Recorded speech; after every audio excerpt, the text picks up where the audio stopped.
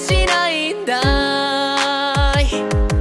遅いよと怒る君、これでもやれるだけ飛ばしてきたんだよ。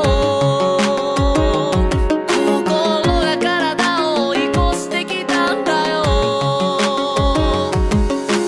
君の髪や瞳だけで胸が痛いよ。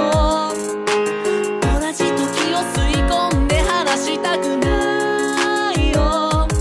遥か昔から知るその声に生まれて初めて何を言えばいい。君の全然前世から僕は君を探し始めたよ。その不近所な笑い方をめがけてやっていたんだよ。